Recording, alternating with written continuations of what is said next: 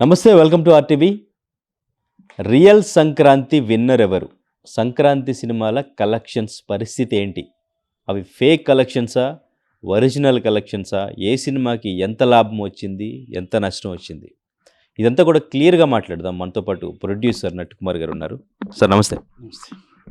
సంక్రాంతి సినిమాలు హడావుడి మొత్తం కూడా అయిపోయింది సార్. కానీ ఇంకా అదే కంటిన్యూ అవుతుంది. ఎందుకంటే ఇప్పుడు ఈరోజు ఫ్రైడే, ఈరోజు అసలు సినిమాలు లేవు. నెక్స్ట్ ఫ్రైడే కూడా ఏదో చిన్న సినిమాలే ఉన్నట్టున్నాయి. సో అయితే ఇప్పుడు సంక్రాంతికి రిలీజ్ అయిన సినిమాల గురించి ఇంకా చర్చ నడుస్తుంది.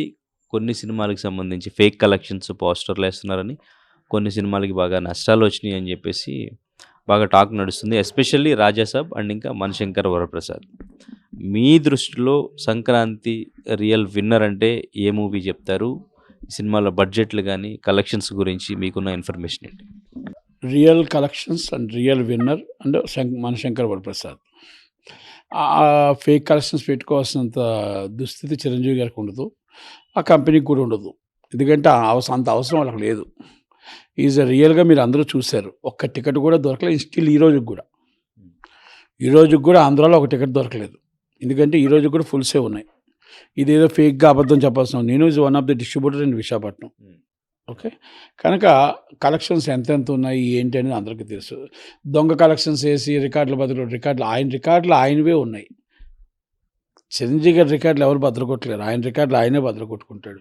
ఇంకొకటి, చిరంజీవి గారి ఫేక్ కలెక్షన్స్ వేసుకోవాల్సినంత అవసరం ఆయనకి లేదు. వాళ్ళ గ్రూప్కి అవసరం లేదు. నెంబర్ 1. డిస్ట్రిబ్యూటర్లు సేఫ్. కమిషన్లు అందరికి కూడా వర్కౌట్ అయ్యాయి. కమిషన్లు వస్తున్నాయి, అందరికి వస్తున్నాయి.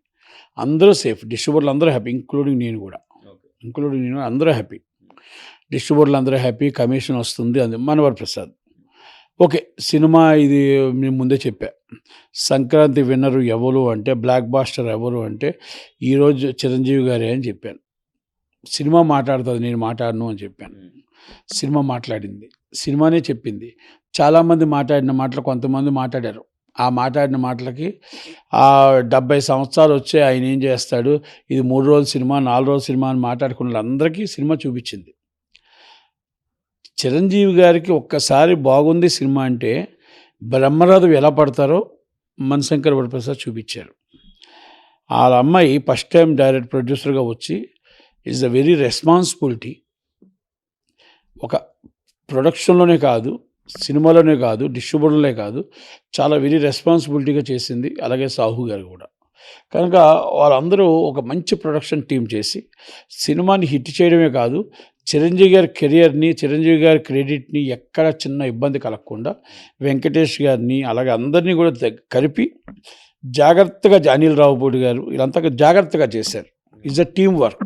అంటే ప్రొడక్షన్ బడ్జెట్ మాత్రం ఒక 40 కోట్ల వరకు అయింది. మిగిలింది మొత్తం రెమ్యునరేషన్ వరకే అయింది. ఆయన అంటే చాలా తక్కువ బడ్జెట్లో సినిమా తీస్తారు, కానీ ఈ సినిమాకి దాదాపు 200 కోట్లు అవడానికి మెయిన్ కారణం ఇదే అయింది. దీనివల్ల కొంచెం ఎఫెక్ట్ అనేది పడే అవకాశం ఉంది డిస్ట్రిబ్యూటర్ కానీ ఎగ్జిబ్యూటర్ కానీ అనేది కూడా వినపడుతుంది. ఏమండి, నేను ప్రామిస్గా చెప్తున్నా, ఎగ్జిబ్యూటర్కి డిస్ట్రిబ్యూటర్కి నష్టం లేదు.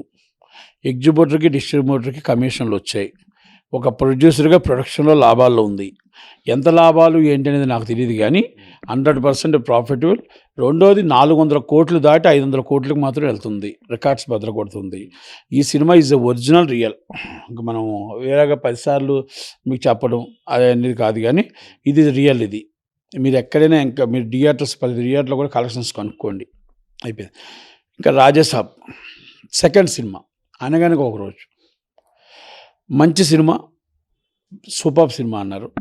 కాకపోతే ఏంటంటే పెద్ద సినిమా ఎప్పుడైతే ఒక సినిమా పెద్ద బిగ్గెస్ట్ హిట్ ఉందో తక్కువ సినిమాలు కనబడవు. ఆ సమయంలో ఒక 5 రోజులు కలెక్షన్స్ ఇవి ఉన్నా వాళ్ళ బడ్జెట్కి డబల్ వచ్చింది. డబుల్ ప్రాఫిటబుల్ అనగానే ఒక రోజు రవితేజ గారి సినిమా ఏదో తేడా కనబడింది. మళ్ళా నారీ నడుమ మంచి సినిమానే, కానీ అది కూడా కొంచెం బ్రేక్ ఈవెన్ అయ్యింది. లాస్ట్ అనేది రాజాసాబ్ డిస్ట్రిబ్యూటర్లో అందరూ కలిపి పాపం 40% నష్టపోయారు. అంటే వాళ్ళు నష్టపోవడానికి డైరెక్టర్ మెయిన్ కారణం, ప్రొడక్షన్ మెయిన్ కారణం. ఇప్పుడు ఒక శిఖరాన్ని తీసుకొచ్చి ఒక డైరెక్టర్ ట్రాకిల్ చేయలేకపోయాడు. రేట్లు విపరీతంగా మరి good producer is best producer ఆయన. ఆ ప్రొడ్యూసరు చాలా బాగా చేశాడు, హీరో చాలా బాగా చేశాడు ప్రాణం పెట్టి. ఎవరైతే మధ్యన వచ్చిన టీం ఉన్నారో వాళ్ళు చేయలేకపోయారు, 100% వాళ్ళు చేయలేకపోయారు. వాళ్ళ వల్ల ట్రాక్లు చేయలేకపోయారు. వాళ్ళకి వచ్చే డబ్బుల కోసం చూసుకున్నారు తప్ప ఒక డిస్ట్రిబ్యూటర్ని సేవ్ చేద్దాం, ఆ హీరో ఇమేజ్ని కాపాడుదాం, నిర్మాతను కాపాడుదాం అనే ఆలోచన అయితే లేదు. అది డైరెక్టర్లో కనబడలేదు, ఎగ్జిక్యూటివ్ ప్రొడ్యూసర్లో కనబడలేదు. మనకు వచ్చింది ఏదో ఒక ప్రోడక్ట్ కల్పిస్తాము, ఆ కలిపిన తర్వాత మనకేదో డబ్బులు వచ్చాయి, మనం ఏదో బయట సైడ్ అయిపోయాం, మనం ఇంకొకరు కలిపేస్తాం. ఆ నిర్మాత ఏమైతే నాకెందుకు, ఆ హీరో నాకెందుకు అన్న మైండ్లోని చేశారని మాత్రం నాకు అనిపిస్తుంది. It's the real. నిజమైన పాపం అభిమాని, మన ప్రభాస్ గారి అభిమానులు వాళ్ళ బాధ చూడాలి. వాళ్ళు ఏదో ఎక్స్పెక్టేషన్ చేస్తే ఆయన్ని, అంత పెద్ద హీరోని జీరో చేసేసారు. కనుక అది డైరెక్టర్ అండ్ ఎగ్జిక్యూటివ్ ప్రొడ్యూసర్ ఎవరైతే క్రియేట్ చేశారో, లైన్ ప్రొడ్యూసర్ అంటారు ఇప్పుడు, ఆ లైన్ ప్రొడ్యూసర్ వీళ్ళంతా కలిపి క్రియేట్ చేసి వాళ్ళ స్వార్థం చూసుకున్నారు తప్ప, వాళ్ళ డబ్బు చూసుకున్నారు తప్ప, నిర్మాత బాగోగులు కానీ, హీరో బాగోగులు కానీ, హీరో ఇమేజ్ కానీ చూడలేదు అనేది సినిమాలో కనబడుతుంది. డబ్బు ఎంత ఖర్చు పెట్టారనేది కాదు పాపం, ఆయన ప్రొడ్యూసర్ మొత్తం టోటల్గా డబ్బు ఖర్చు పెడితే దాన్ని ఎక్కువగా డ్రా చేశారు. ఇంకా బయట అంటున్నారు ఏదో 100 కోట్ల దాకా మిస్యూజ్ జరిగాయి అని అంటున్నారు. అది ఎంత నిజాలో తెలియదు కానీ ప్రొడ్యూసర్ని అయితే నిండా ముంచారు, హీరో ఇమేజ్ని దెబ్బ కొట్టారు. ఇలాంటి వాళ్ళని నేను చాలామంది చెప్తున్నాను, పెద్దలు అరవింద్ గారికి కానీ, నేను పెద్దలు అరవింద్ గారు, అశ్విదత్ గారు అందరూ పెద్దలకు ఒక మాట చెప్తున్నా, సార్ మనం నిర్మాత అంటే దానికి ఒక వాల్యూబుల్ ఉంది. ఇప్పుడు లైన్ ప్రొడ్యూసర్లు ఏంటండి, ఒక డైరెక్టర్ని పట్టుకొని, ఒక 4 హీరోయిన్లు పట్టుకొని క్రియేటివ్ డైరెక్టర్ అది క్రియేటివ్ చేసి లైన్ ప్రొడ్యూసరా అంటే నష్టం వస్తే ఆయన సంబంధం ఉండదు, లాభం వస్తే ఆయన సంబంధం. ఒక్కసారి అరవింద్ గారు ఆలోచించాలి. ఎందుకంటే పెద్దలప్పుడు లైన్ ప్రొడ్యూసర్ తీసుకొచ్చింది అరవింద్ గారే. కనుక అరవింద్ గారు ఆలోచించాలి. డబ్బు పెట్టలేనోడు, డబ్బు తీసుకోలేనోడు, నొప్పు లేనివాడు ఏమైనా చేయగలుగుతాడు. నొప్పి ఉండేవాడికి నిర్మాత, బాధ ఉండేది నిర్మాత, ఇమేజ్ పోతే హీరో. ఒక్కసారి ఆలోచించాలి. ఈ లైన్ ప్రొడ్యూసర్లు చేస్తున్న భాగవతాలు ఏంటో, ఈ డబ్బులు మరి ఎలా మిస్యూజ్ చేయాలి, పెద్దలు ఆలోచించాలి. పెద్దలు ఎందుకంటే ఆయన మాకు ఇండస్ట్రీకి పెద్ద దిక్కు అరవింద్ గారు, 100% ఆయన ఒకసారి ఆలోచిస్తాడు. ఎందుకంటే చాలామందిని ఆయన ఒక క్రమశిక్షణతో తీసుకొస్తాడు. ఆ క్రమశిక్షణ బయటికి వెళ్తే అది తప్పు ఉండొచ్చు.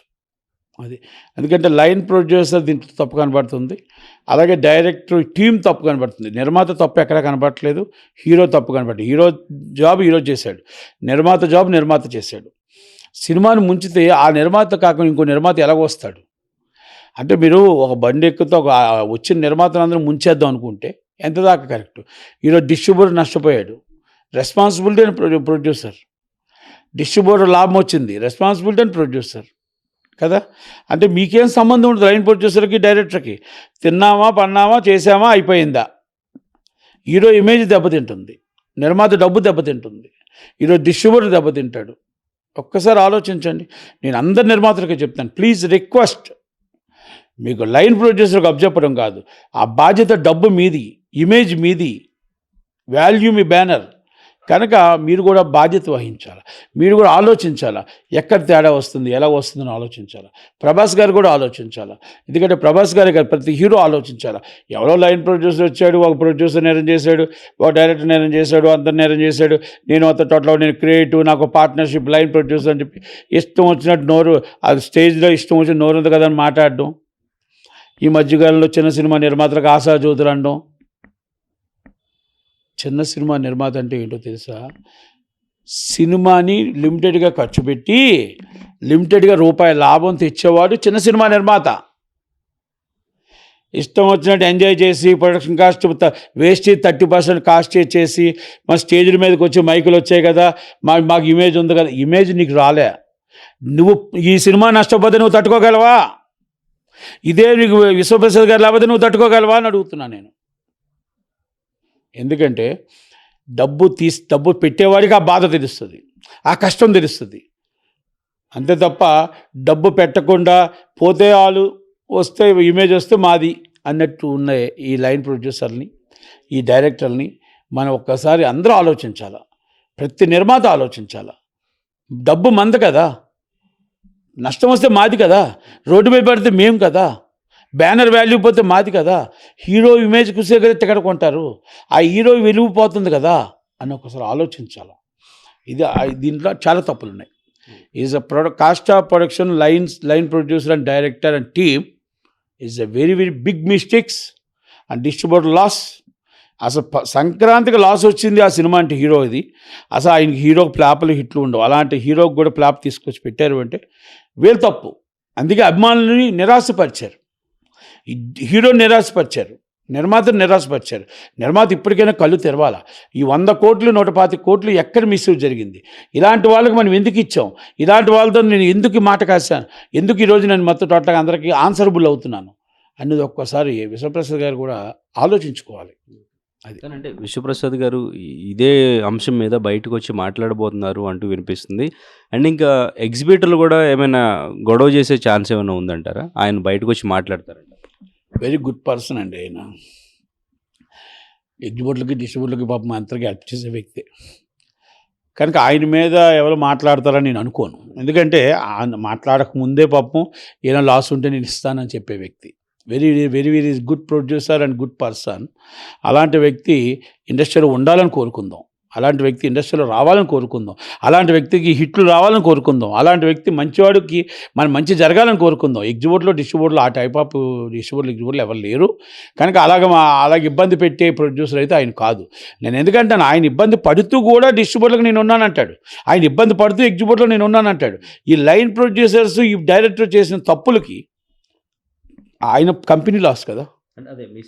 మిస్యూజ్ జరిగింది 100%. ఆ మిస్యూజ్ దానికి ఇప్పటికైనా ఆయన కళ్ళు తిరిగి గట్టిగా మాట్లాడాలి. ఎవరు చేశారో వాళ్ళ మీద పట్టుకోవాలి. ఎవరి ఛాంబర్కి కౌన్సిల్కి కంప్లైంట్ పెట్టాలి.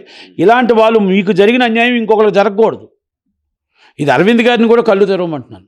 అరవింద్ గారు కూడా ఆలోచించాలి. ఎందుకంటే ఆ కాంపౌండ్ నుంచి వచ్చిన వాళ్ళు చాలా పకడ్బందీగా ఉంటారు. ఆయన దగ్గర చాలా జాగ్రత్తగా ఉంటారు. కనుక ఇది ఆలోచించాలి. ఎందుకంటే 100 కోట్లు నాట్ ఓన్లీ స్మాల్ అమౌంట్. కనుక ఆలోచించాలి. అరవింద్ గారు కూడా ఒక్కసారి ఆలోచించాలి. పెద్ద మనసుతో ఆలోచించాలి. ఒక నిర్మాత నష్టపోతున్నారు అంటే కనుక అందుకనేసే ఇలాంటి వాళ్ళని ఏం చేయాలి, ఎలా చేయాలి అని ఛాంబర్ కౌన్సిల్లో కూర్చోవాలి. అన్నింటి కోసం కూర్చోవడం కాదు, ఇలాంటి వాటిలో కోసం కూర్చోవాలి.